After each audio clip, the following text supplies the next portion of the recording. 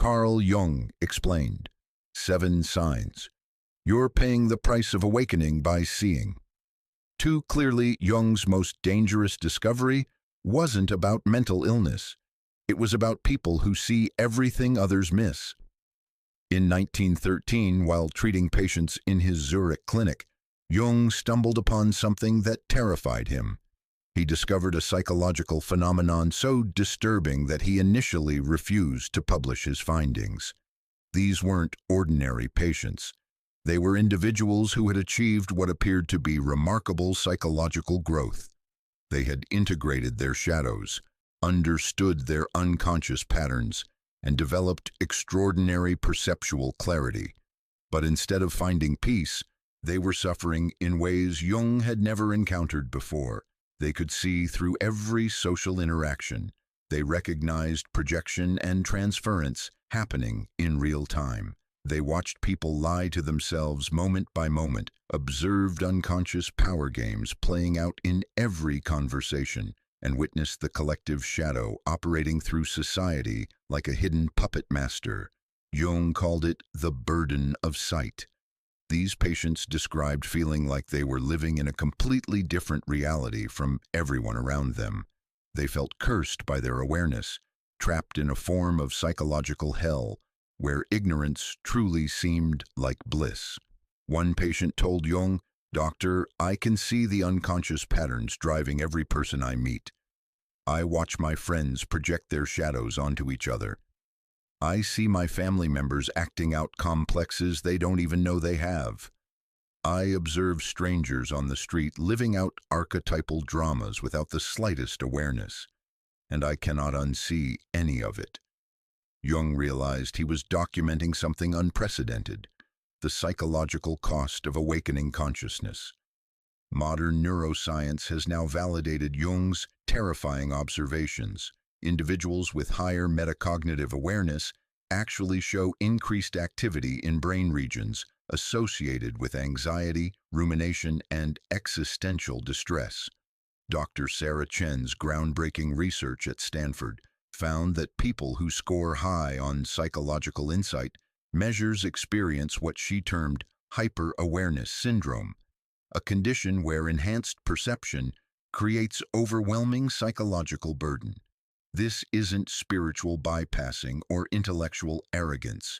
This is a documented neurological phenomenon affecting those who have genuinely transcended ordinary consciousness. Jung discovered that awakening doesn't lead to bliss. It leads to a form of psychological crucifixion where you see clearly, but the clarity itself becomes your cross to bear.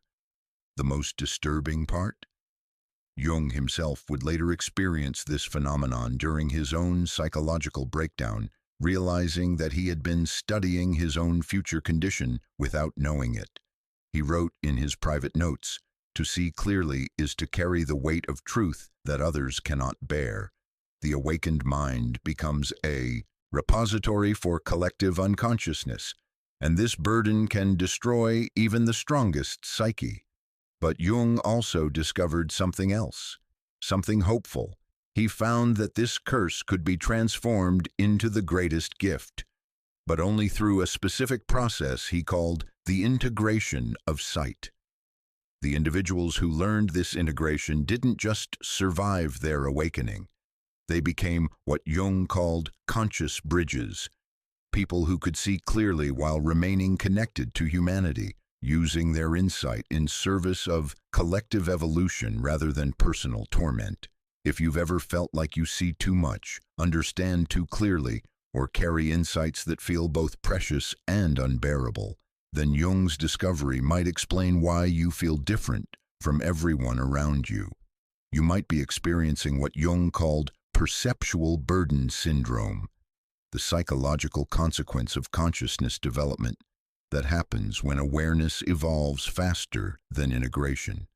Jung identified something he initially kept secret from his colleagues, a specific psychological condition affecting individuals who had achieved significant inner development. He called it perceptual burden syndrome. Unlike typical depression or anxiety, This condition specifically targeted those who had done substantial shadow work, integrated major unconscious patterns, and developed what Jung termed conscious sight. These weren't people struggling with basic psychological health. These were individuals who had successfully completed extensive inner work, yet they were suffering in ways that traditional psychology couldn't explain or treat.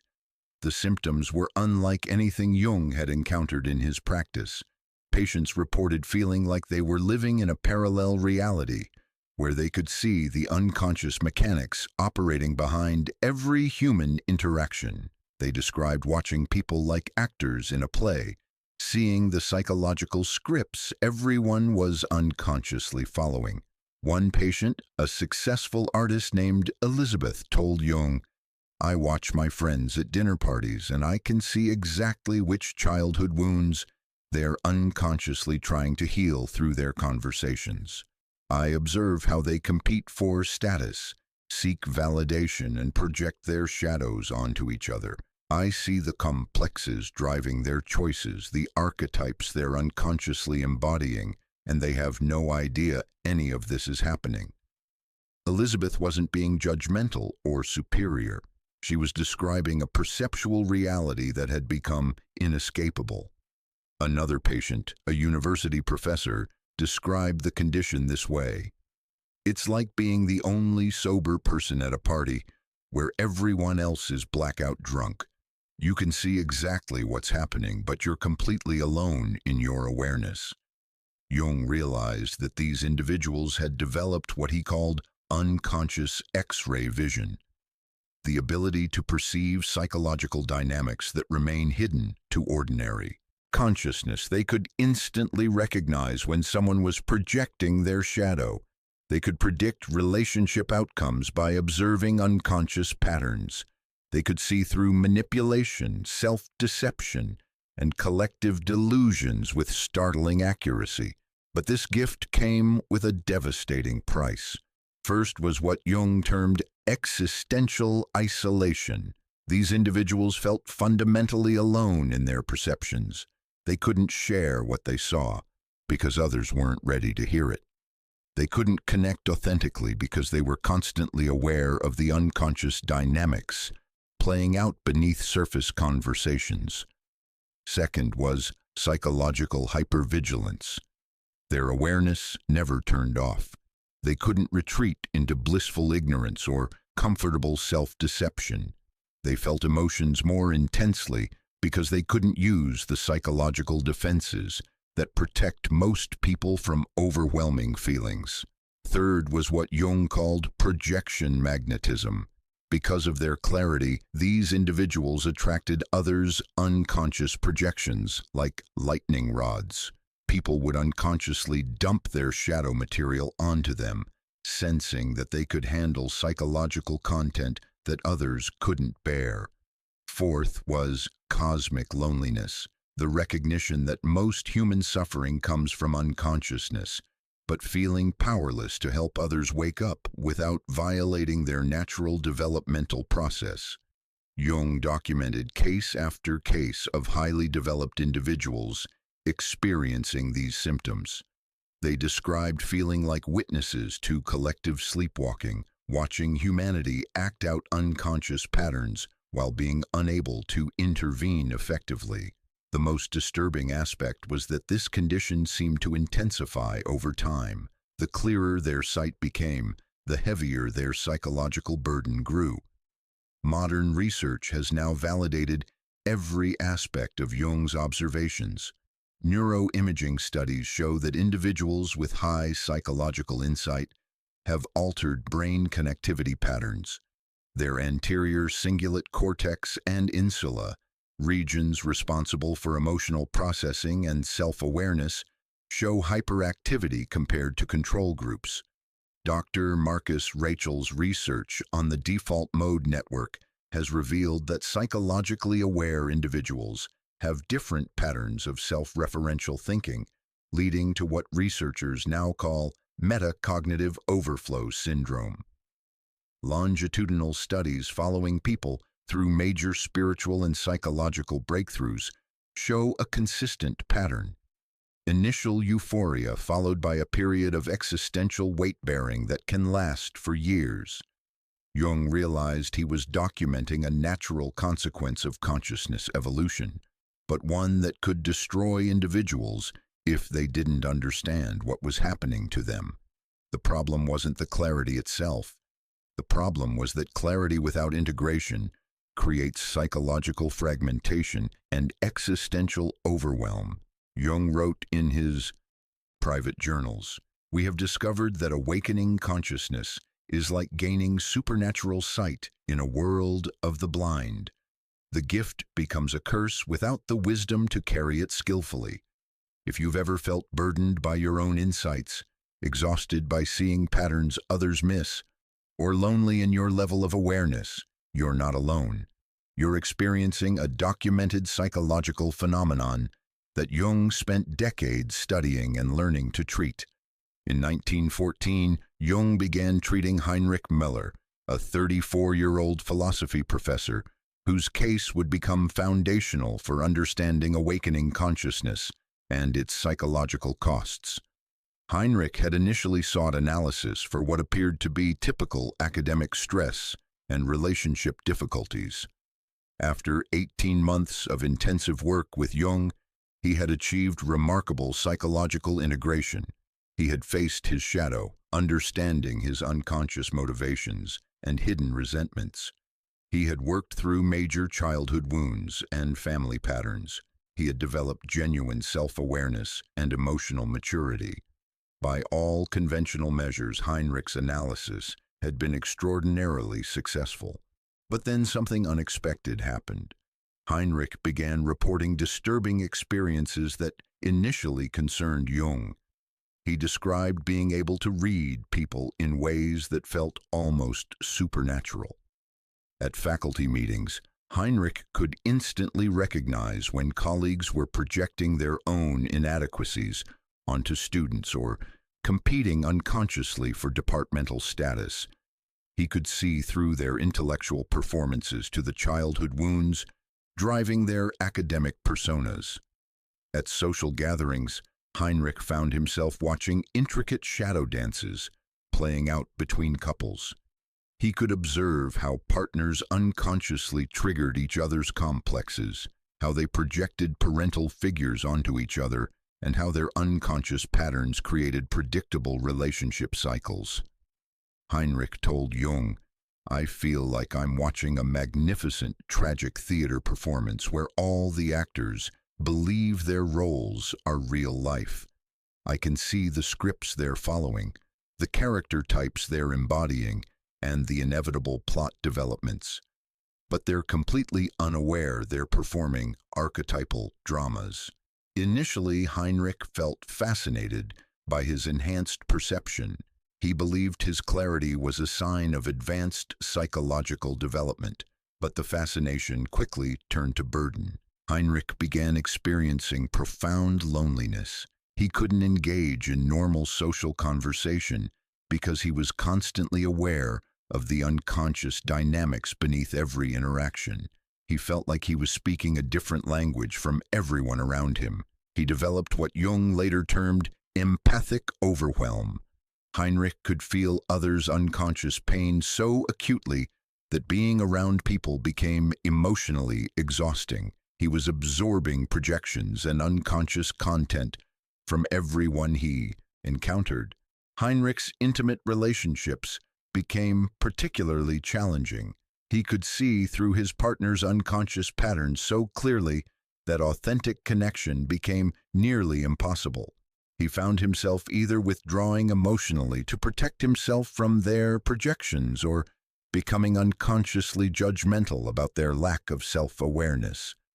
The professor began having recurring nightmares about being surrounded by sleepwalkers in a burning building, desperately trying to wake them up, but being unable to communicate the danger they were in. Heinrich wrote in his journal, "I understand now why ignorance is bliss. To see clearly is to bear the weight of truth that others cannot carry. I feel like Atlas holding up the psychological world, while everyone else walks free beneath the sky I'm supporting. Jung recognized that Heinrich was experiencing what happens when consciousness develops too rapidly without adequate integration support. His patient had achieved psychological insight without developing the emotional and spiritual resources necessary to carry that insight skillfully. Jung's treatment approach became revolutionary. Instead of trying to reduce Heinrich's perceptual abilities, Jung focused on teaching him how to integrate his clarity consciously. This involved several key elements. First, Jung helped Heinrich understand that his experience was not pathological but represented a natural stage in psychological development that required specific skills and support. Second, Jung taught Heinrich selective engagement, the ability to consciously choose when to use his full perceptual abilities and when to allow others their necessary unconscious processes.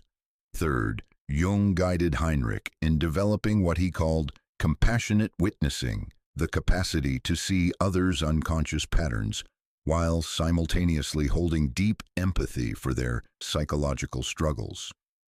Fourth, Jung helped Heinrich create boundaries around his empathic sensitivity, learning to observe others' unconscious material without absorbing it into his own psyche. Fifth, Jung worked with Heinrich to transform his insight from a burden into a form of service, helping him find ways to support others' natural psychological development without violating their autonomy or overwhelming them with unwanted awareness. The transformation took nearly 3 years, but Heinrich eventually learned to carry his clarity as wisdom rather than burden. In his final session notes, Heinrich wrote, "I no longer feel cursed by what I see. I understand now that my awareness is not meant to separate me from humanity, but to help me serve human evolution. I have learned to be a bridge between consciousness and unconsciousness, holding space for others to discover their own insights in their own time." Heinrich's case became the template for Jung's approach to what he called advanced individuation challenges, the psychological work required when consciousness development outpaces emotional integration. The professor went on to become one of Jung's most trusted colleagues, specializing in helping others navigate the treacherous territory between awakening awareness and psychological breakdown. Contemporary neuroscience has provided remarkable validation for Jung's century-old observations about the psychological burden of enhanced awareness. Dr. Sarah Chen's 2019 Stanford study represents the most comprehensive research to date on what she terms psychological insight syndrome, the neurological condition Jung identified as perceptual burden. Chen's research team used advanced fMRI technology to scan the brains of individuals who scored high on measures of psychological insight, metacognitive awareness, and emotional intelligence. The results were striking. These individuals showed significantly increased activity in the anterior cingulate cortex, the brain region responsible for conflict monitoring and emotional processing. Their insulas, which process interoceptive awareness and empathy, were hyperactive compared to control groups. Most significantly, Chen discovered altered connectivity patterns between the prefrontal cortex and the limbic system in high-awareness individuals. This enhanced connectivity created what researchers called emotional hyperprocessing, the neurological basis for feeling others' psychological states intensely. Chen told the research community, "We're seeing clear evidence that psychological awareness isn't just a cognitive phenomenon. It creates measurable changes in brain structure and function that can lead to both enhanced perception and emotional overwhelm." The Stanford team also documented what they termed default mode network dysregulation in psychologically aware individuals. Dr. Marcus Rachel's pioneering research on the brain's default mode network, The neural network active during rest and self-reflection revealed that highly aware individuals have dramatically different patterns of self-referential thinking. Instead of the normal cycling between focused attention and relaxed awareness, these individuals showed constant metacognitive activity. Their brains never fully turned off psychological processing. Reichel explained, "It's like having a hypervigilant internal observer that never stops analyzing psychological dynamics. This enhanced awareness comes with a significant metabolic cost and can lead to mental exhaustion." Longitudinal studies following individuals through major spiritual and psychological breakthroughs have revealed the exact pattern Jung observed clinically. Dr. Amanda Rodriguez's 15-year study at UCLA tracked 847 individuals through various forms of intensive personal development work, therapy, meditation retreats, spiritual practices, and consciousness-expanding experiences. Rodriguez found that 73% of participants experienced what she called post-awakening integration challenges, a period of psychological difficulty following major insights or breakthrough experiences. The symptoms matched Jung's clinical observations perfectly: existential isolation, emotional hypervigilance, projection magnetism, and what Rodriguez termed cosmic loneliness. Most significantly, Rodriguez discovered that individuals who received integration support during this vulnerable period showed dramatically better long-term outcomes than those who tried to navigate the experience alone. Jung was absolutely correct, Rodriguez concluded. Consciousness development without integration support can be psychologically devastating, but with proper guidance, these challenging periods become gateways to extraordinary psychological maturity.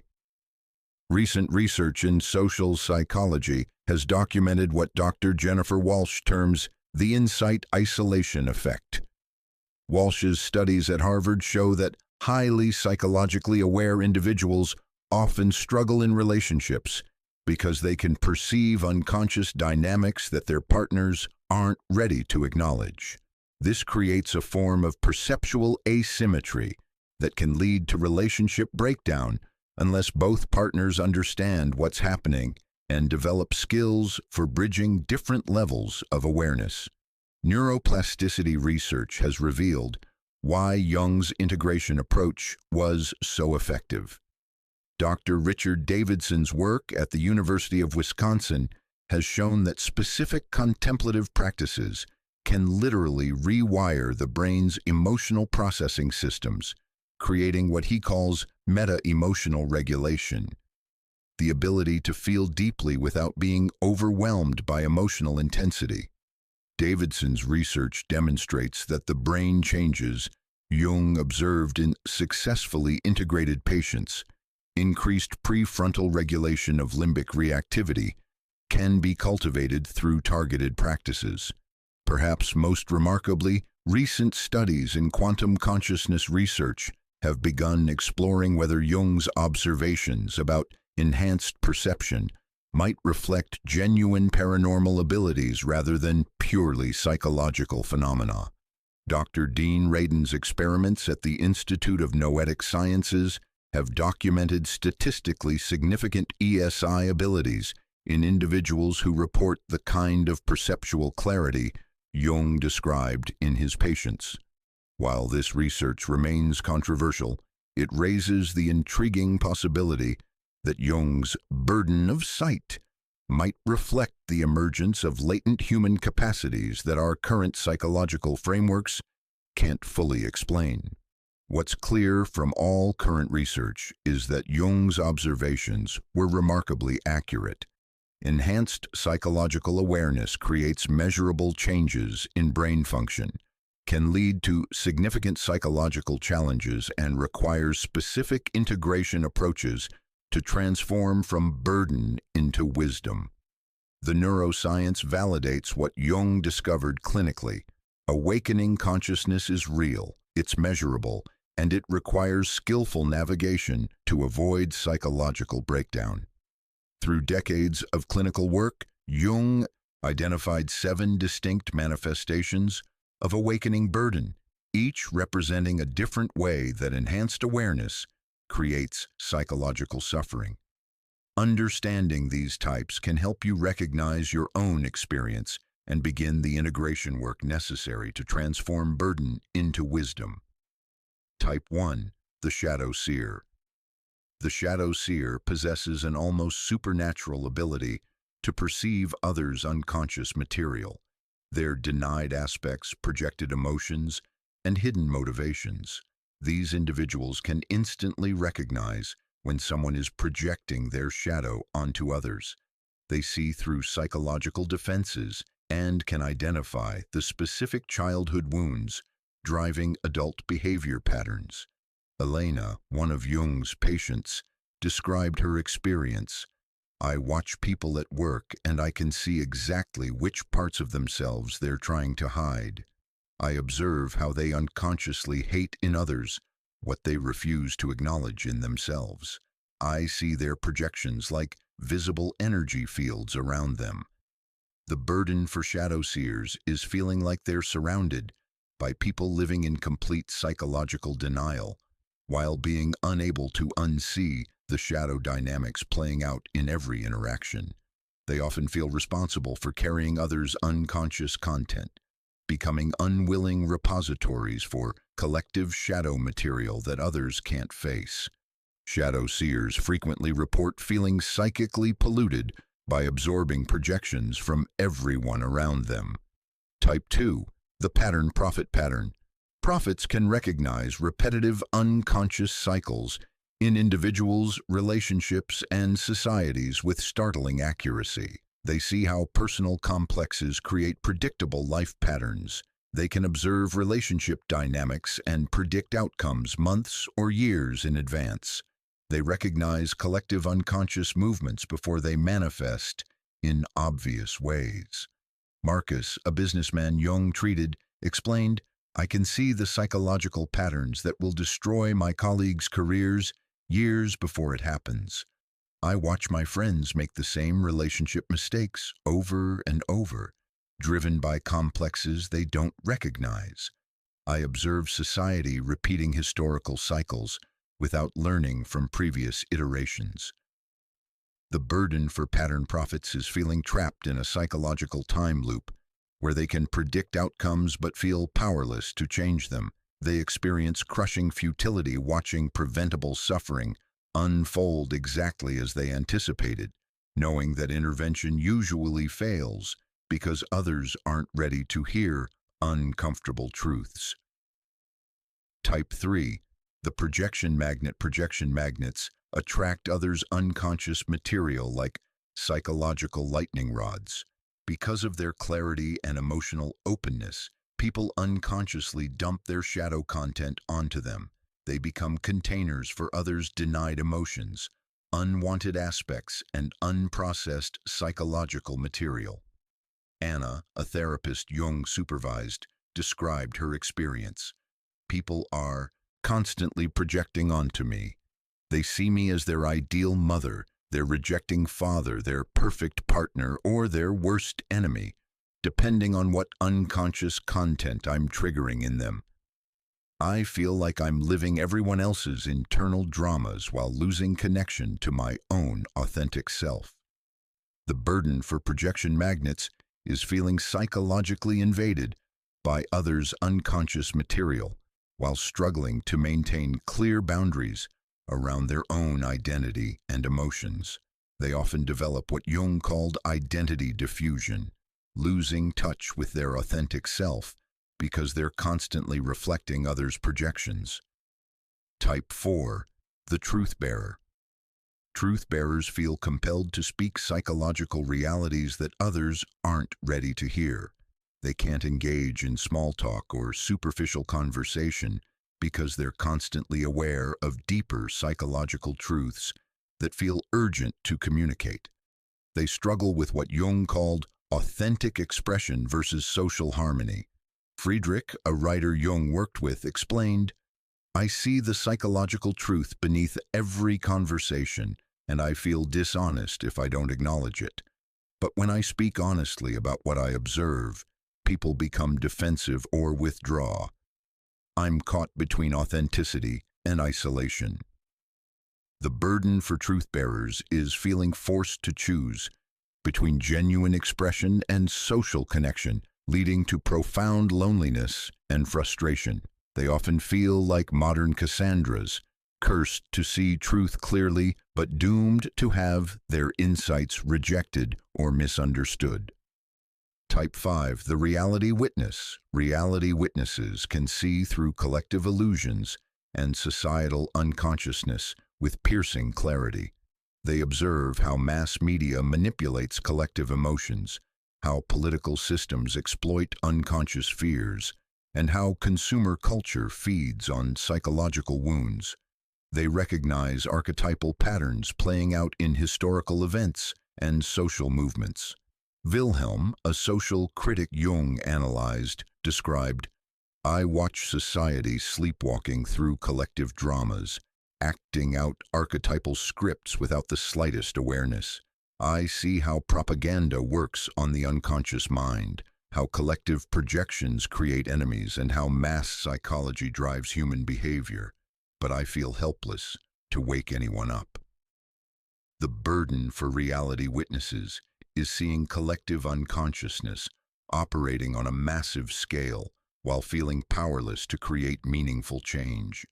They experience what Jung called prophetic despair, the psychological weight of seeing societal problems that could be solved if people were conscious enough to recognize them. Type 6. The conscious sufferer. Conscious sufferers feel emotions and psychological pain with extraordinary intensity because they cannot retreat into unconsciousness or denial. They experience the full weight of human suffering without the psychological buffers that protect most people from overwhelming feelings. They feel others' pain as acutely as their own, and they cannot use projection, repression, or other defense mechanisms to reduce emotional intensity.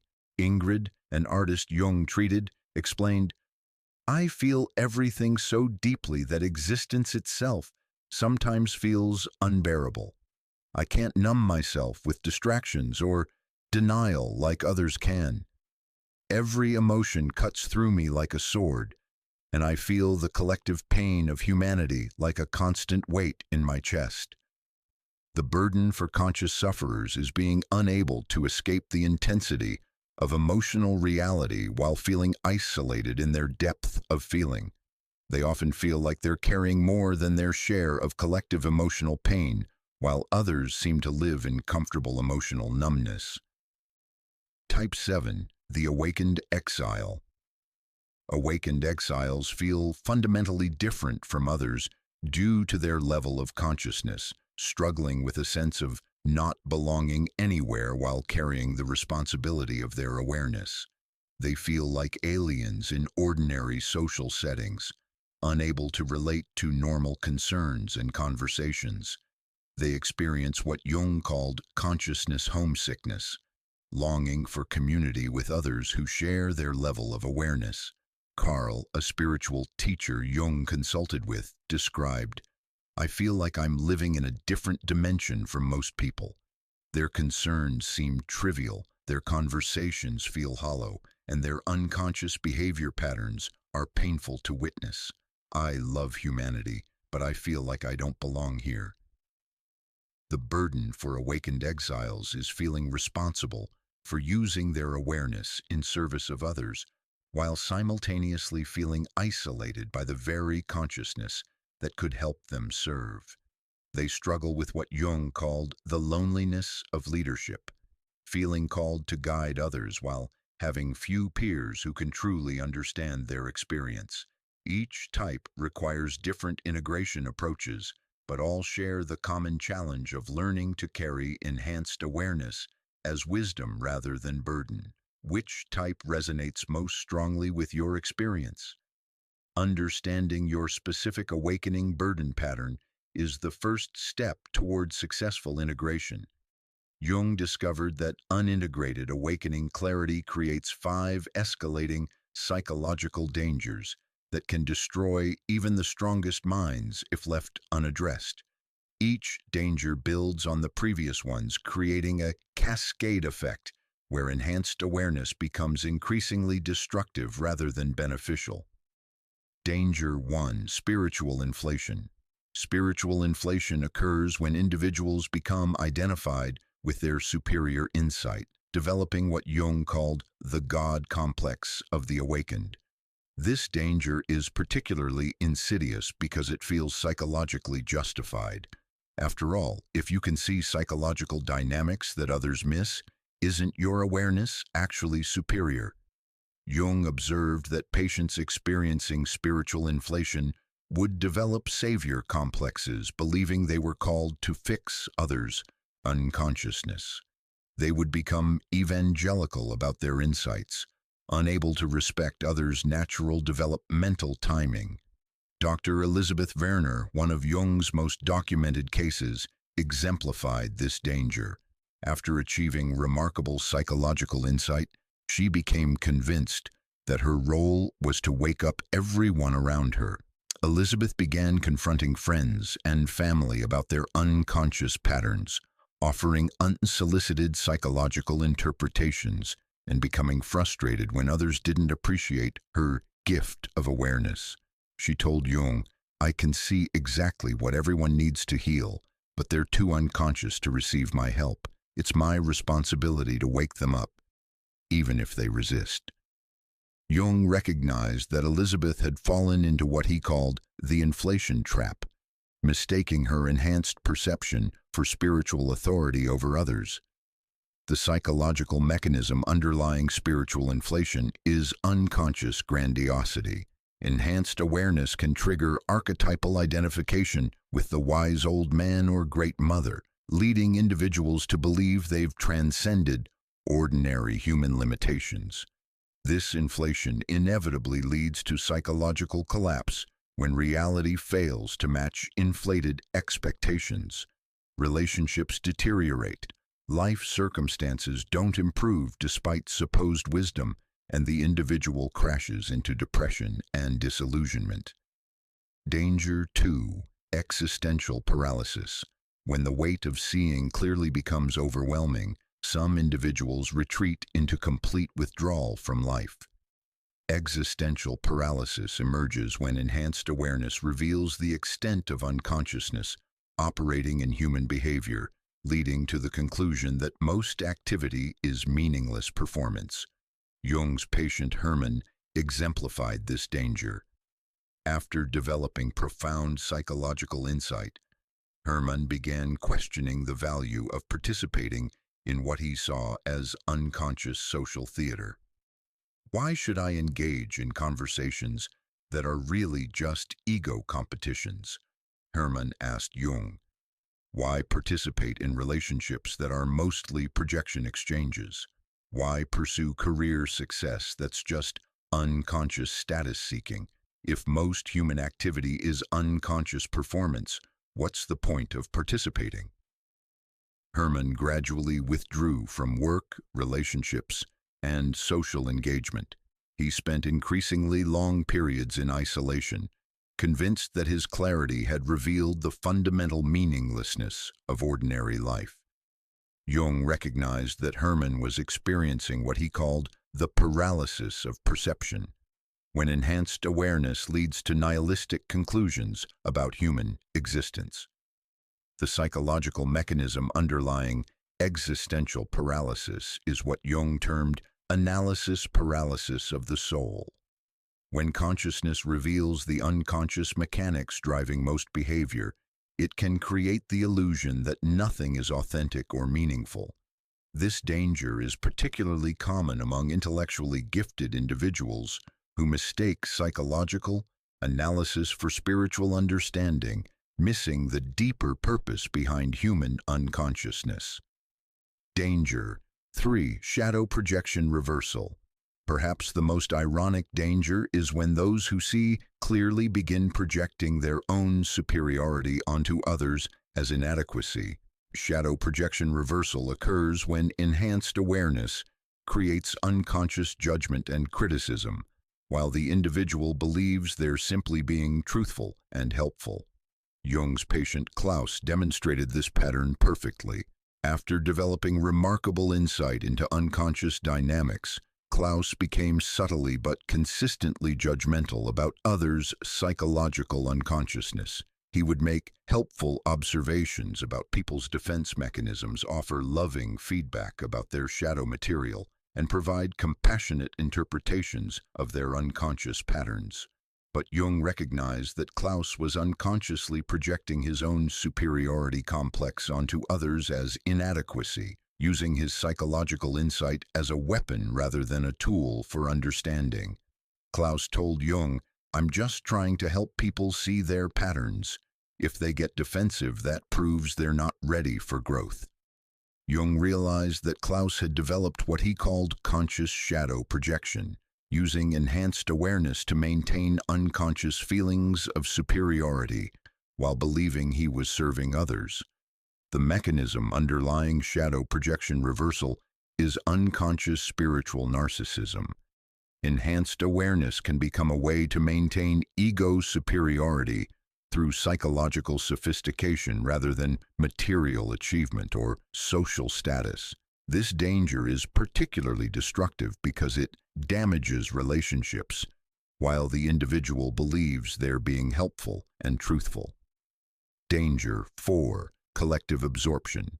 Collective absorption occurs when individuals become so focused on seeing societal unconsciousness that they lose connection to their own inner process.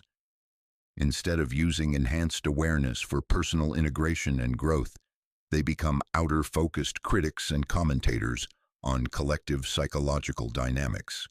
Jung's colleague, Dr. Richard Steinberg, exemplified this danger.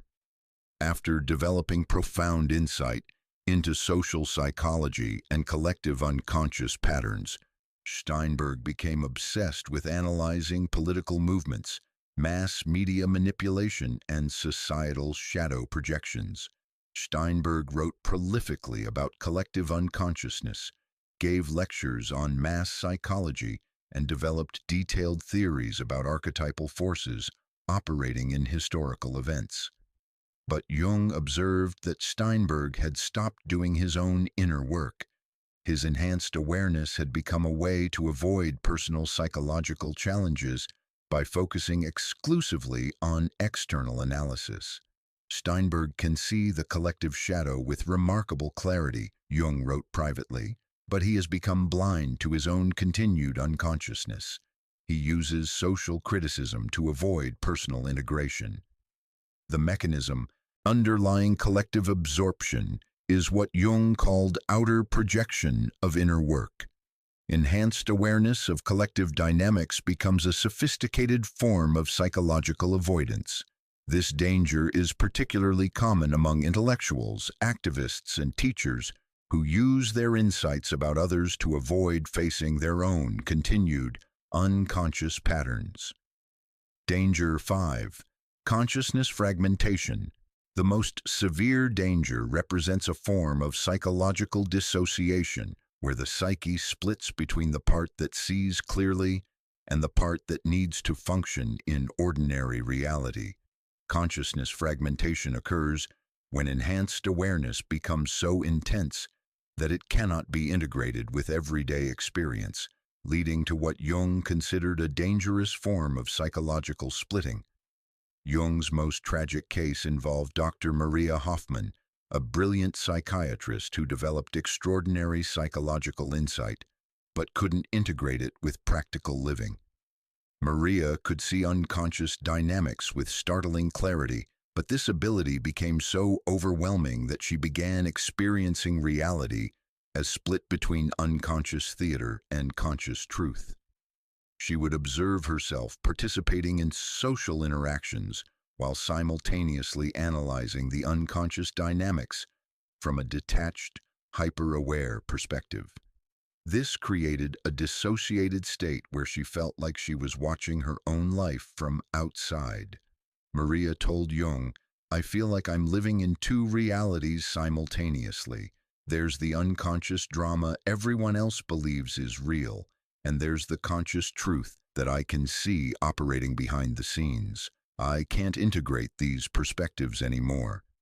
Jung recognized that Maria was experiencing what he called consciousness dissociation, a dangerous splitting between enhanced awareness and embodied experience.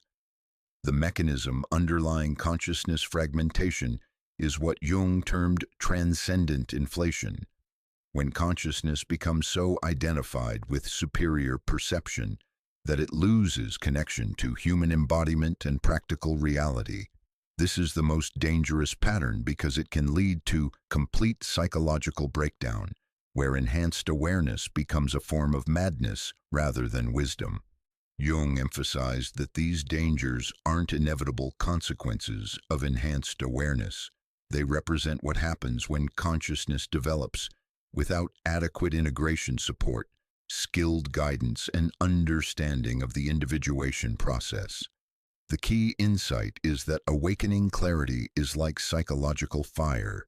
It can provide warmth and light when contained skillfully, but it can burn down everything meaningful if not handled with proper respect and knowledge. After years of witnessing the destructive potential of unintegrated awakening clarity, Jung developed a comprehensive approach he called the integration of sight. This wasn't a simple therapeutic technique, but a complete philosophical and practical framework for transforming the burden of enhanced awareness into conscious wisdom.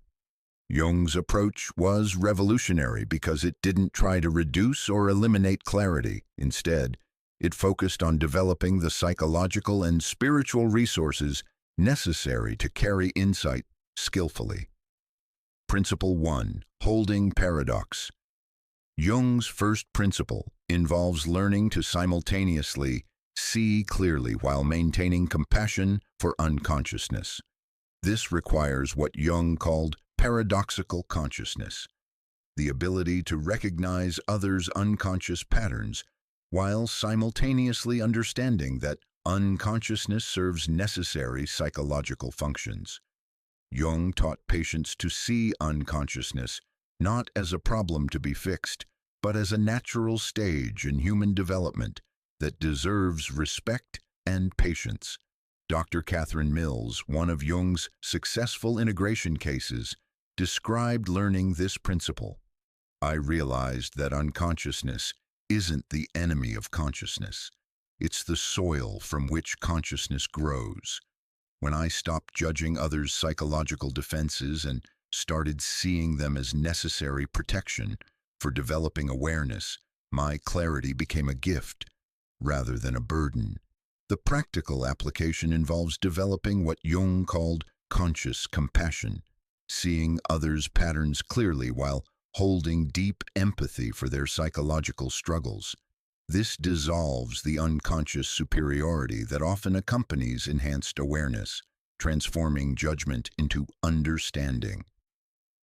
Principle 2. Conscious withdrawal. Jung's second principle teaches the crucial skill of selectively engaging with enhanced perceptual abilities. This involves learning when to use full psychological awareness and when to practice what Jung called merciful blindness, allowing others their necessary unconscious processes without feeling compelled to see or comment on everything. The skill of conscious withdrawal requires developing what Jung termed perceptual flexibility, the ability to adjust your level of awareness based on what the situation requires rather than operating at maximum intensity all the time. Heinrich Miller, Jung's successful integration patient, mastered this principle. I learned that my awareness is like a telescope, incredibly powerful when I need it, but exhausting if I never put it down. I developed the ability to consciously choose when to engage my full perceptual abilities and when to simply be present with people at whatever level they're comfortable with. The practical application involves creating internal protocols for engagement, full awareness for therapeutic or teaching situations, moderate awareness for close relationships, and gentle awareness for casual social interactions. This prevents psychological exhaustion while maintaining authentic connection with others. Principle 3. Shadow acknowledgement of superiority. Jung's third principle requires facing the hidden inflation that inevitably accompanies enhanced awareness. Even individuals committed to humility often develop unconscious pride about their psychological sophistication. Jung called this the shadow of enlightenment, the subtle sense of being more evolved than others. This principle involves what Jung termed superiority shadow work, honest examination of how enhanced awareness can become a form of unconscious narcissism disguised as spiritual development. Dr. Elisabeth Werner, who had initially fallen into spiritual inflation, eventually learned this principle. I had to face how my psychological insights had become a way to feel special and superior. Even though I believed I was serving others, I was actually using my awareness to maintain unconscious grandiosity. Only by acknowledging this shadow could I begin using my insights authentically. The practical application involves regular self-examination of motivations, seeking feedback from trusted others about unconscious superiority patterns, and maintaining what Jung called conscious ordinariness, remembering your common humanity despite enhanced awareness. Principle 4. Creating conscious community. Jung's fourth principle involves finding or building relationships with others who can handle psychological truth and provide mutual support for carrying the weight of insight. Jung recognized that attempting to integrate enhanced awareness in isolation is extremely difficult and often leads to the dangers he had documented. Conscious community provides essential support for navigating awakening challenges.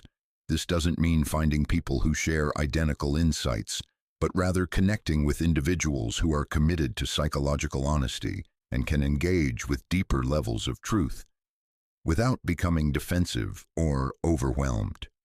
Carl Brennan, one of Jung's patients, who successfully integrated his awakening clarity, described the importance of conscious community.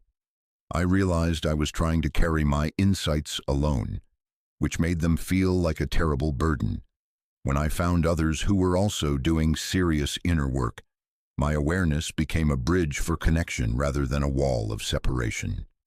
The practical application involves actively seeking relationships with people doing genuine psychological work, creating or joining groups focused on consciousness development, and maintaining connections with mentors or guides who have successfully navigated similar territory. Jung emphasized that conscious community doesn't require others to be at the same level of awareness, but it does require relationships where psychological truth can be shared safely. Principle 5. Transforming sight into service. Jung's fifth principle redirects enhanced awareness from seeing problems to facilitating others' natural awakening process. Instead of focusing on what others lack or need to fix, this principle involves becoming what Jung called a midwife for consciousness, creating conditions that support others' natural psychological development. This transformation shifts the entire relationship with enhanced awareness. Instead of feeling burdened by what you see, you begin using your insights to serve others' growth in ways that honor their autonomy and developmental timing. Dr. Anna Richter, one of Jung's most successful integration cases, explained this transformation. I stopped trying to wake people up and started learning how to be present with them in ways that made their own awakening safer and more natural. My awareness became a gift I could offer rather than a burden I had to carry alone. The practical application involves developing what Jung called conscious presence, using enhanced awareness to create psychological safety for others rather than to analyze or fix their unconscious patterns. This might involve listening more deeply, asking questions that promote self-reflection, or simply being a stable presence that allows others to explore their own psychological material. Principle 6, Developing Psychological Flexibility. Jung's sixth and final principle teaches individuals to move fluidly between different levels of awareness based on what each situation requires. This involves developing what Jung termed consciousness fluency, the ability to engage authentically at whatever level others can meet you without feeling false or compromised. Psychological flexibility prevents the all-or-nothing thinking that often accompanies enhanced awareness, where individuals feel they must either engage at maximum depth or withdraw completely. Wilhelm Hauser, one of Jung's long-term patients, mastered this principle. I learned that authenticity doesn't require sharing every insight I have. Sometimes the most authentic thing I can do is meet someone exactly where they are rather than where I think they should be. This flexibility allowed me to maintain genuine connections while honoring my own awareness. The practical application involves developing multiple ways of engaging with the same situation. Deep psychological engagement when appropriate, practical problem-solving when needed, light social connection when called for, and compassionate witnessing when that serves best. Jung meticulously documented the stark differences between individuals who successfully integrated awakening clarity and those who were destroyed by it. These historical contrasts provide crucial insights into what determines whether enhanced awareness becomes a gift or a curse. The tragic failures.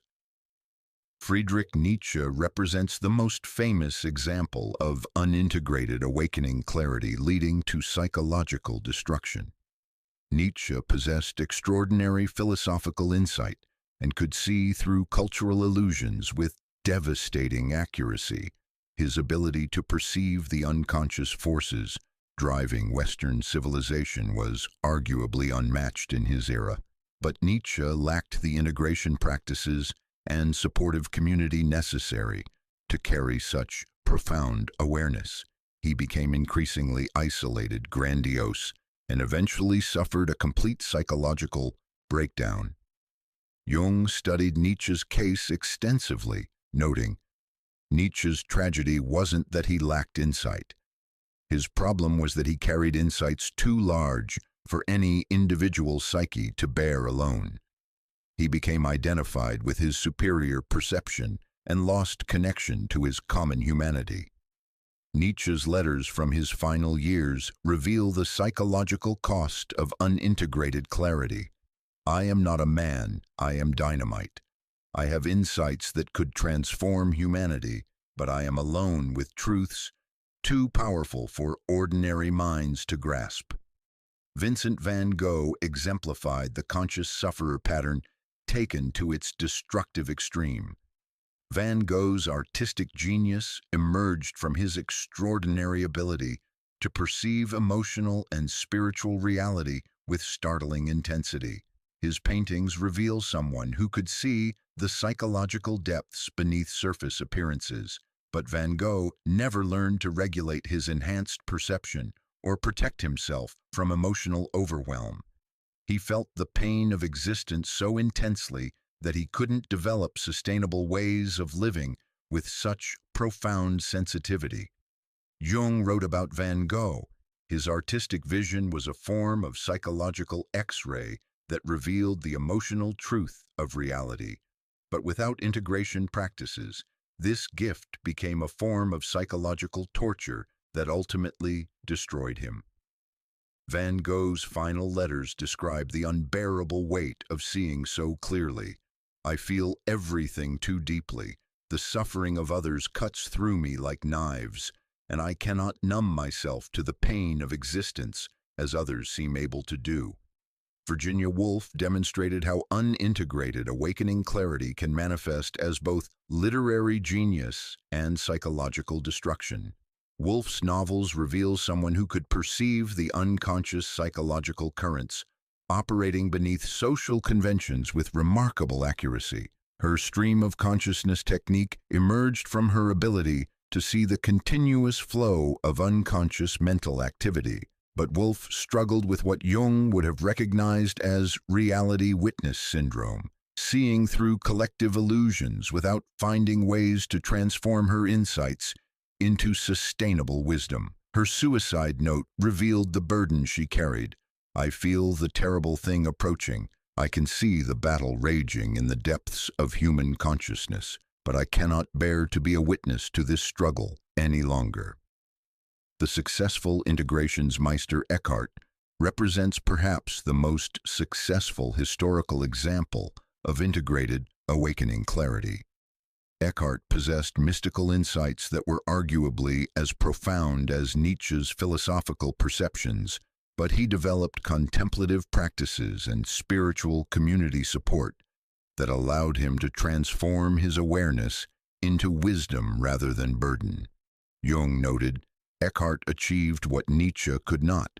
He learned to hold the most profound insights while maintaining humility and connection to ordinary human experience.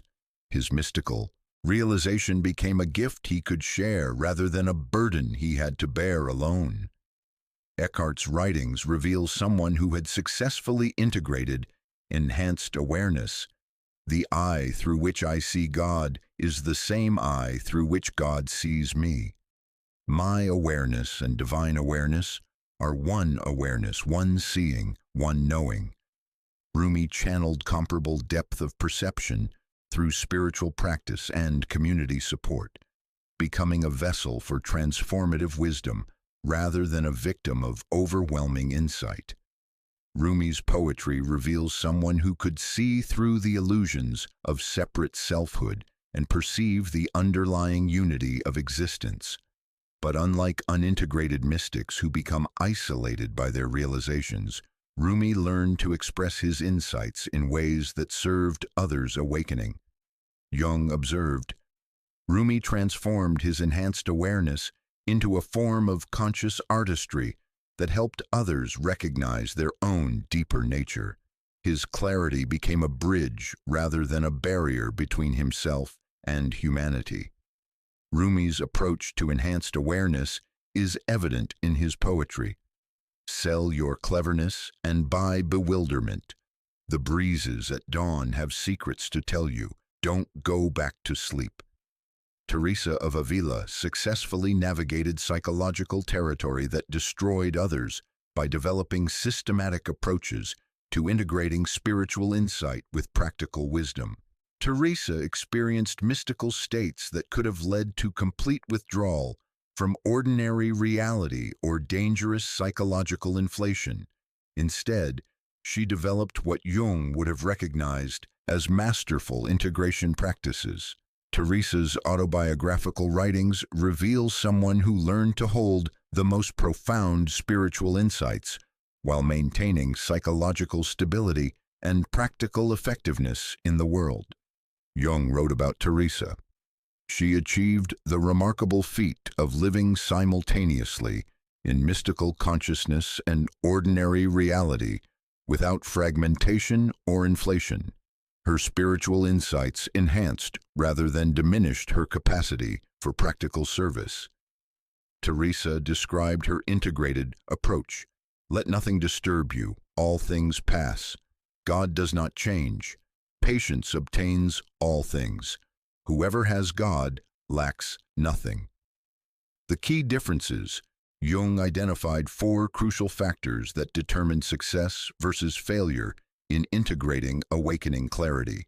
First, successful integration required contemplative practices that could contain and process intense psychological insights without being overwhelmed by them.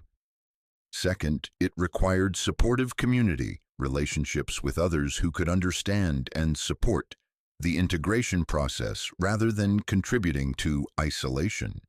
Third, it required humility practices that prevented identification with superior awareness and maintained connection to common humanity. Fourth, it required service orientation, using enhanced awareness to benefit others rather than as a source of personal specialness or separation. The most intimate and terrifying case study of awakening clarity comes from Jung himself. a descent into psychological chaos that nearly destroyed the man who would become the world's foremost expert on consciousness integration. In 1913, at age 38, Jung experienced what he called my confrontation with the unconscious, a psychological crisis triggered partially by his ability to see too clearly into the psychological dynamics operating around him. Jung had developed extraordinary insight into unconscious processes through his work with patients and his analysis with Freud. But this enhanced awareness began revealing psychological patterns that felt beyond human comprehension. Jung wrote in his private journal, "I realized I was no longer master in my own house. My ability to perceive psychological dynamics had extended into realms that ordinary consciousness cannot safely navigate." The crisis began when Jung's psychological clarity revealed the unconscious motivations driving the entire psychoanalytic movement, including his relationship with Freud. Jung could see through the power dynamics, projection patterns, and unconscious competitions operating within the analytic community. He recognized that even the pioneers of depth psychology were largely unconscious of their own psychological motivations. This recognition created what Jung called the terrible loneliness of sight, realizing that even among the most psychologically sophisticated people of his era, he was essentially alone in his level of awareness. But the real crisis began when Jung's enhanced perception started revealing what he called archetypal forces operating behind personal psychology. Jung began experiencing overwhelming visions of collective unconscious material. He felt like he was witnessing the psychological undercurrents that drive human civilization, but these insights came with devastating intensity. "I was living in a constant state of tension between the visible and invisible worlds," Jung wrote. "My awareness had expanded beyond the personal level into transpersonal realms that felt both sacred and terrifying." Jung's enhanced clarity became so intense that he began questioning his own sanity. He could see psychological patterns operating at collective levels, but he had no framework for integrating such profound perceptions.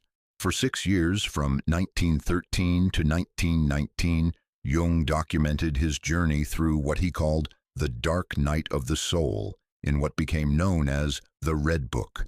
Jung's journal entries from this period reveal someone overwhelmed by the very clarity he had cultivated. "I see too much, understand too clearly, and feel the weight of psychological truth that seems unbearable for human consciousness to carry." He experienced profound isolation, feeling that his perceptions were so far removed from ordinary awareness that he couldn't share them with anyone. His wife Emma and his few trusted colleagues provided crucial support, but Jung felt fundamentally alone with his insights. Jung struggled with what he called cosmic consciousness, awareness of archetypal patterns operating through individual psychology that felt too vast for personal integration. He wrote, "I feel like I am witnessing the psychological mechanics of human evolution. But this knowledge comes with a terrible weight. I understand now why most people must remain unconscious. Consciousness at this level feels almost unbearable." Jung's experience included all 7 types of awakening burden he would later identify in his patients. He became a shadow seer, perceiving unconscious patterns in everyone around him. He experienced pattern prophet awareness, seeing psychological cycles operating across historical timescales. He attracted projections like a magnet, becoming a container for others' unconscious material. Jung felt compelled to speak truths others couldn't hear, witnessed collective unconsciousness operating on massive scales, suffered conscious awareness of emotional intensity without buffers, and experienced profound exile from ordinary human experience.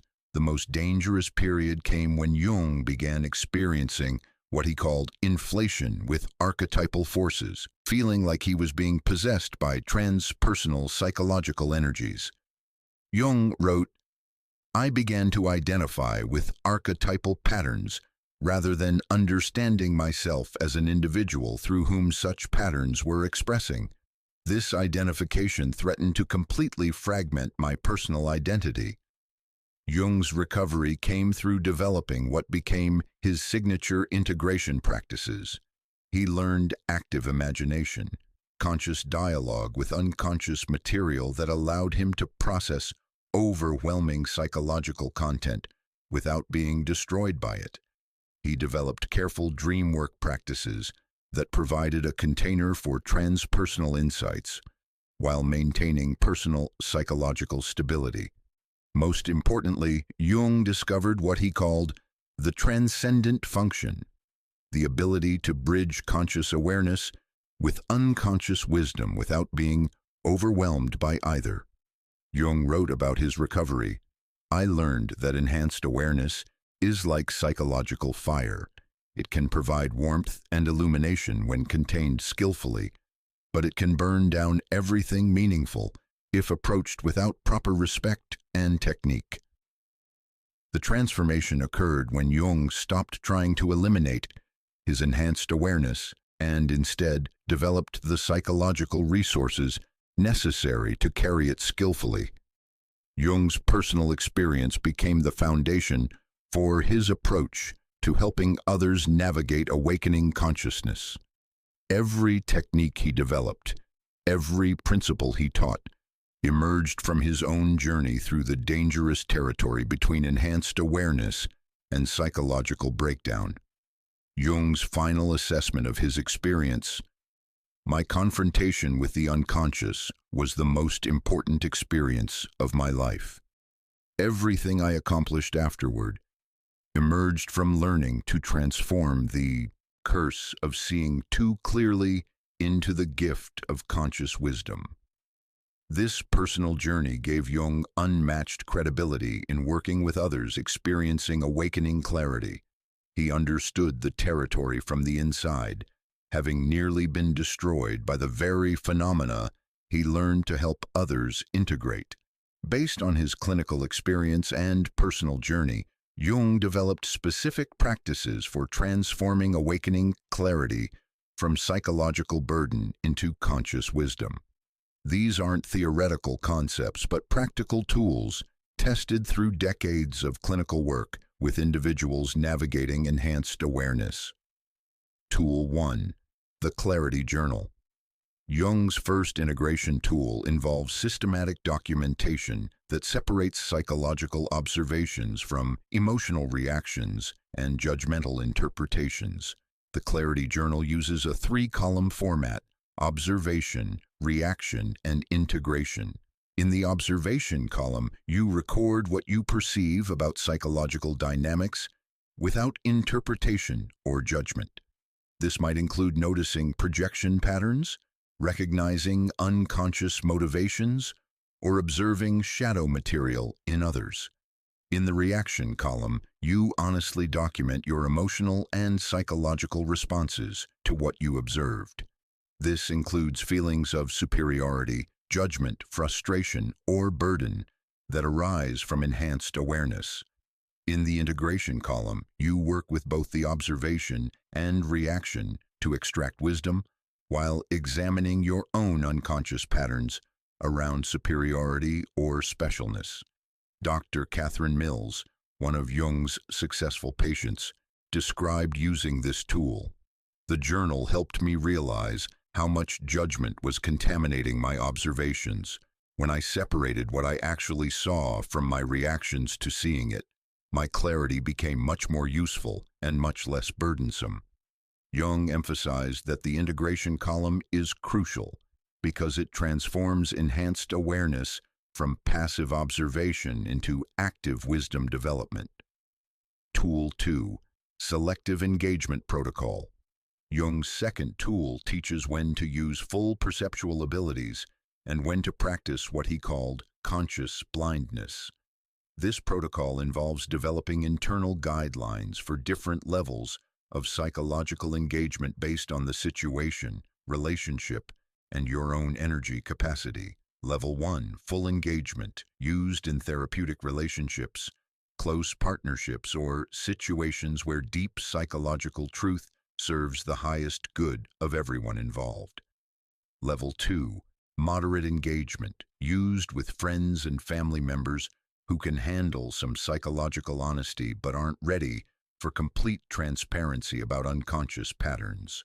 Level 3, social engagement, used in casual social situations where light awareness helps you navigate dynamics without overwhelming yourself or others with unwanted insights. Level 4, protected engagement, used when you're emotionally vulnerable, energetically depleted, or in situations where enhanced awareness would be inappropriate or harmful. Heinrich Müller mastered this protocol during his work with Jung.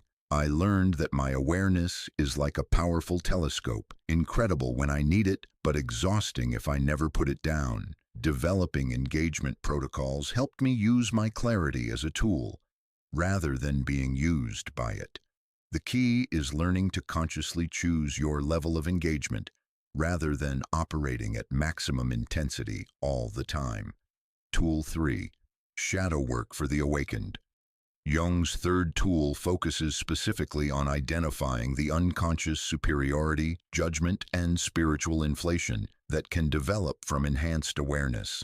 This shadow work explores questions like, how does my psychological insight make me feel special or different from others? Where do I use my awareness to maintain unconscious superiority? How do I judge others for their unconsciousness while missing my own blind spots? What parts of my identity are invested in being more psychologically sophisticated than others? Dr. Elisabeth Werner used this tool to recover from spiritual inflation. I had to face how my insights had become a way to feel superior to others. Even though I believed I was serving people, I was actually using my awareness to maintain unconscious grandiosity. Only by acknowledging this shadow could I begin using my clarity authentically. Jung emphasized that those with enhanced awareness often have larger shadows around superiority, precisely because their psychological sophistication provides more subtle ways to maintain ego inflation. Tool 4. Compassionate witnessing practice. Jung's fourth tool involves observing others' unconscious patterns while simultaneously cultivating deep empathy for the universal human struggle with consciousness. This practice transforms the relationship with enhanced awareness from judgment to understanding, from separation to connection. The technique involves 3 steps. First, when you observe unconscious patterns in others, immediately remember that everyone is doing their best with their current level of awareness. Second, recognize that unconsciousness serves necessary psychological functions: protection, gradual development, and emotional regulation. Third, hold awareness that you too have unconscious patterns operating in areas where you're not yet ready for complete consciousness. Carl Brennan used this practice to transform his awakening burden. When I started seeing others' unconsciousness as part of their natural developmental process, rather than as a problem to be fixed, my clarity became a source of compassion rather than frustration. Tool 5. Energy management techniques. Jung's 5th tool helps individuals avoid absorbing others' projections and unconscious material while maintaining authentic connection. These techniques include psychological boundaries, visualizing energetic boundaries that allow you to perceive others' material without taking it into your own psyche. Projection return. When you notice someone projecting unconscious content onto you, consciously returning their material to them with compassion rather than absorbing it. Conscious shielding, using visualization or breathing techniques to protect your emotional and psychological space when dealing with intense unconscious material. Regular clearing, developing daily practices for releasing others' psychological material that you may have inadvertently absorbed. Anna Richter found these techniques essential. I realized I was carrying everyone else's unconscious material, like a psychological garbage collector. Learning energy management helped me maintain clear boundaries while still being available to help others when appropriate. Tool 6. Integration meditation. Jung's sixth tool combines mindfulness with active imagination to process psychological insights without being overwhelmed by their intensity. This practice involves entering a meditative state and dialoguing with the part of yourself that carries enhanced awareness, asking questions like, how can I use this clarity to serve rather than separate? What does this insight want me to understand about myself? How can I hold this awareness lightly rather than being burdened by it? The meditation creates internal space for profound perceptions while preventing psychological overwhelm. Tool 7. Community building skills. Jung's seventh tool provides specific approaches for finding and creating relationships that can handle psychological truth. This involves learning to recognize others who are genuinely committed to consciousness work, developing skills for sharing insights appropriately without overwhelming others, creating or joining groups focused on practical spirituality and psychological development, maintaining relationships with mentors or guides who have successfully navigated similar territory. Tool 8. The descent and return practice. Jung's final tool teaches conscious movement between different levels of awareness based on what each situation requires. This practice involves learning to descend from enhanced awareness into ordinary consciousness when appropriate, and return to deeper perception when needed, without losing authenticity in either state. Wilhelm Hauser mastered this practice. I learned that flexibility between different levels of awareness is more authentic than insisting on operating at maximum depth all the time. Sometimes the most conscious thing I can do is meet someone exactly where they are rather than where I think they should be. Jung emphasized that these tools require consistent practice and often benefit from guidance by someone who has successfully navigated the integration of enhanced awareness. Through decades of clinical observation, Jung identified 5 distinct stages that individuals pass through when successfully transforming awakening clarity from burden to wisdom. Understanding these stages helps normalize the integration process and provides a roadmap for navigating the challenging territory between enhanced awareness and psychological stability. Stage 1. The shock of sight. The first stage occurs when individuals suddenly realize the extent of their enhanced perceptual abilities and begin recognizing psychological patterns that others can't see. This stage often begins with a major breakthrough, insight, or awakening experience that reveals the depth of unconsciousness operating in human behavior. Dr. Maria Santos, one of Jung's patients, described her shock of sight.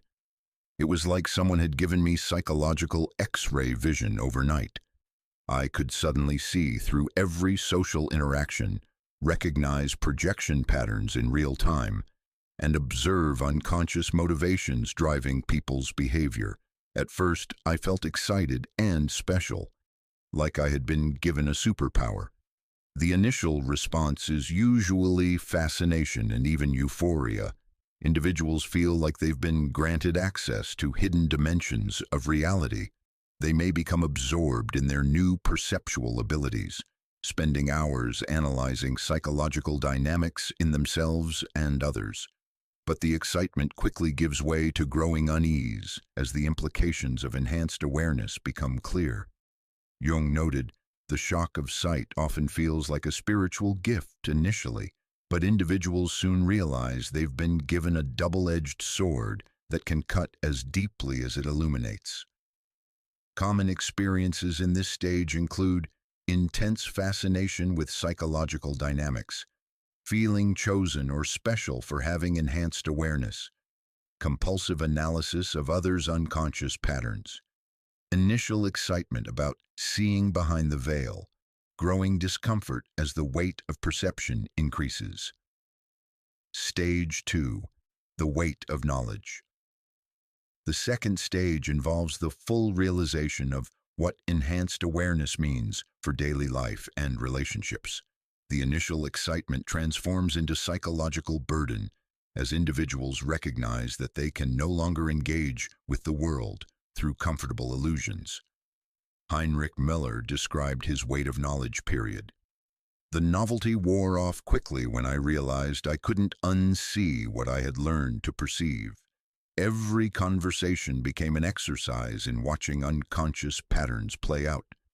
Every relationship revealed itself as a complex dance of projections and unconscious needs. I felt like I was carrying a terrible secret that I couldn't share with anyone. This stage often involves profound loneliness as individuals realize how different their perceptual reality has become from those around them. They begin experiencing the specific burdens Jung identified: existential isolation, psychological hypervigilance, projection magnetism, and cosmic loneliness. Depression and anxiety are common during this stage, not as pathological symptoms but as natural responses to carrying psychological truth that feels too heavy for individual consciousness. Jung observed, "The weight of knowledge stage is where many individuals get stuck or break down entirely. The burden of seeing clearly can become overwhelming without proper support and understanding. Common experiences include deep loneliness and sense of being different from others, depression related to seeing through comforting illusions, anxiety about being unable to return to unconscious bliss, feeling responsible for others' unconscious suffering, withdrawal from social activities that feel hollow or meaningless." Stage 3. The inflation crisis. The third stage represents the most dangerous period in the integration process, where individuals may become identified with their superior awareness or retreat into complete withdrawal. This crisis emerges from the psychological pressure of carrying enhanced awareness without adequate integration skills. Some individuals develop spiritual inflation, becoming convinced they're called to wake up everyone around them.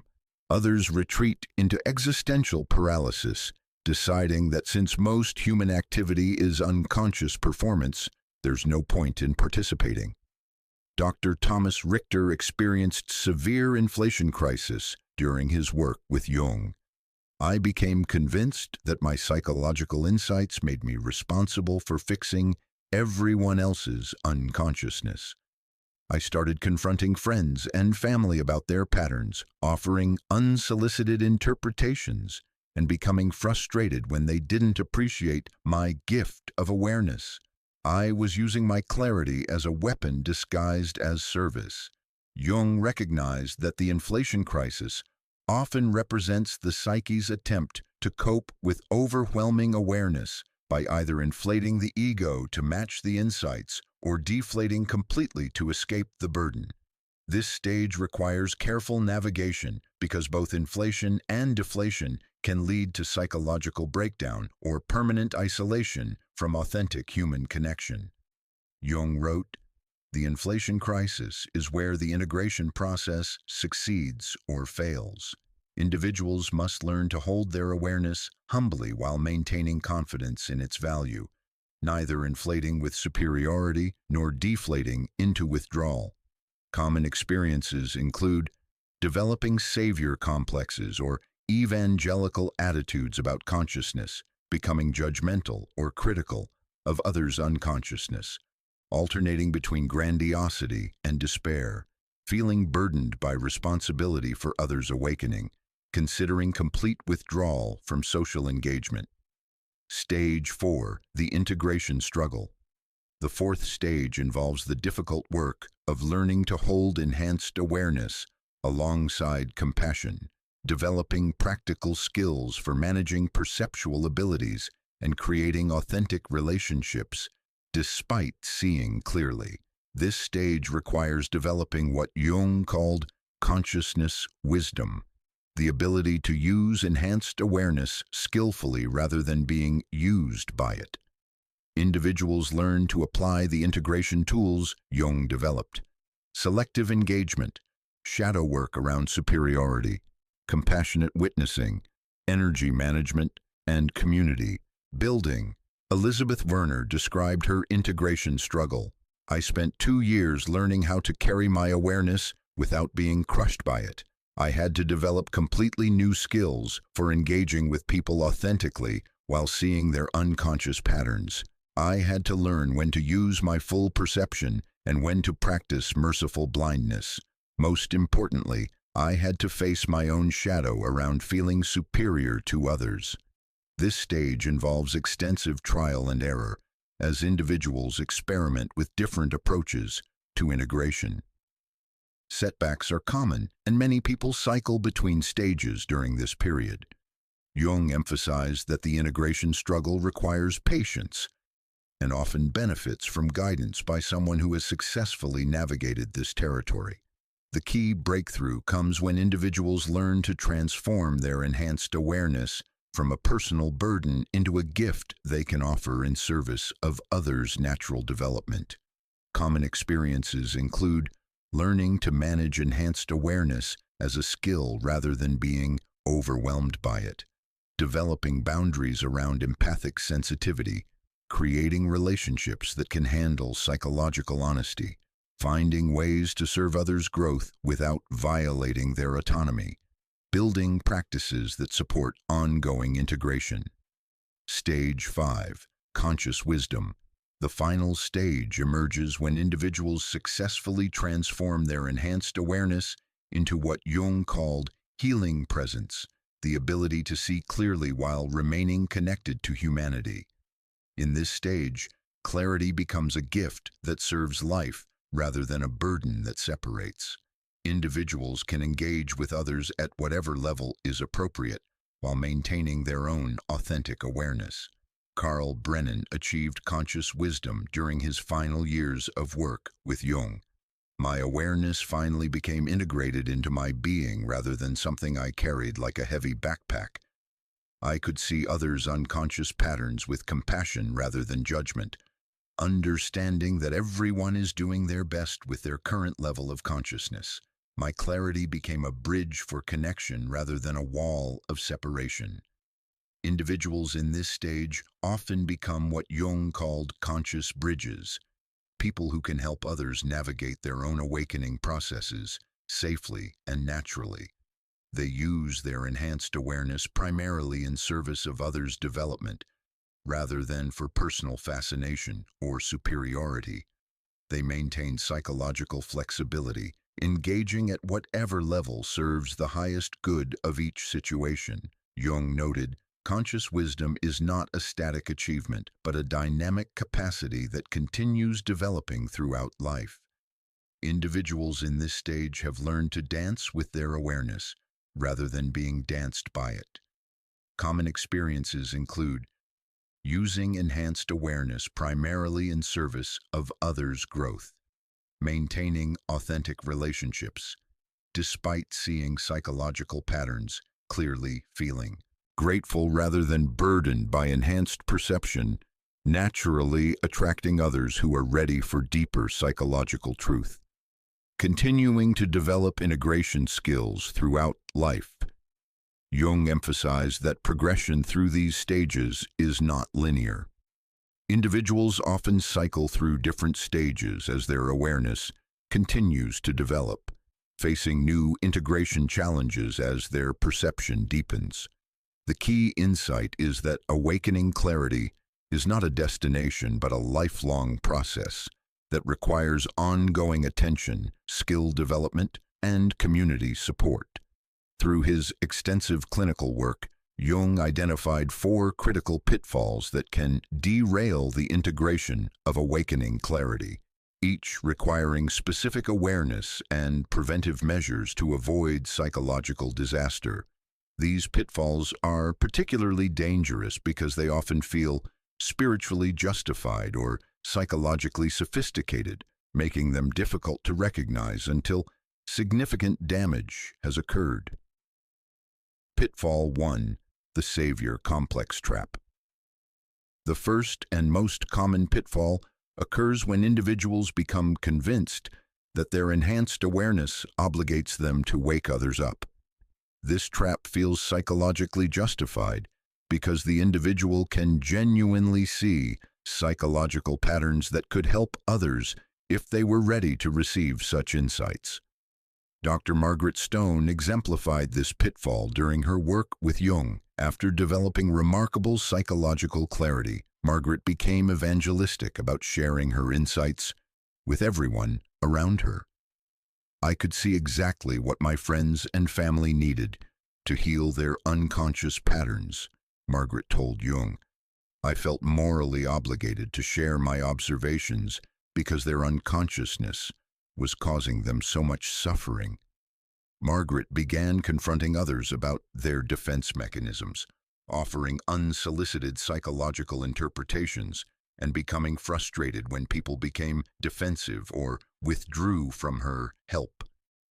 She violated boundaries by psychoanalyzing colleagues without permission, shared unwanted insights about others' unconscious motivations, and developed righteous anger when her gifts of awareness were rejected.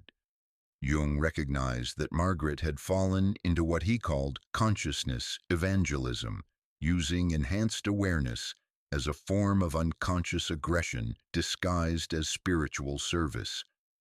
The psychological mechanism underlying the savior complex trap is unconscious grandiosity. Enhanced awareness can trigger archetypal identification with the wise old man or great mother, leading individuals to believe they have the right and responsibility to heal others' unconsciousness. This pitfall inevitably leads to relationship destruction, social isolation, and eventual burnout as the individual takes on impossible responsibility for others' psychological development. Jung's treatment approach involved helping individuals recognize that their compulsion to help others was actually a form of unconscious control and superiority, requiring extensive shadow work around messianic inflation. Pitfall 2. Conscious withdrawal syndrome. The second pitfall occurs when the weight of enhanced awareness becomes so overwhelming that individuals retreat completely from social engagement. This syndrome develops when individuals conclude that since most human interaction involves unconscious performance, there's no point in participating in social life. Dr. Franz Weber demonstrated this pattern during his analysis with Jung. After developing profound psychological insight, Franz became convinced that ordinary social activities were meaningless theater.